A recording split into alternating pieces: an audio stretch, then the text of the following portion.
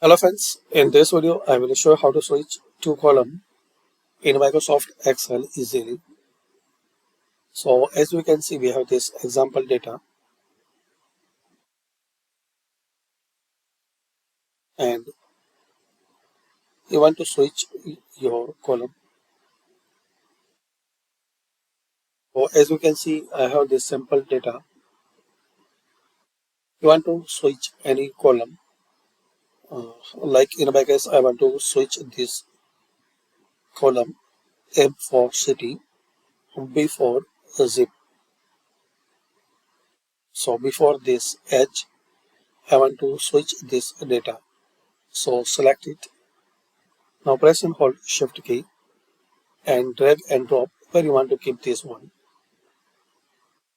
So before zip, now drag and drop.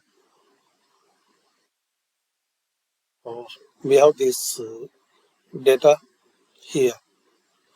Similarly, you can drag and drop and switch multiple column like this three column. I want to keep before this party column. So press and hold shift key. Now drag and drop where you want to keep like here.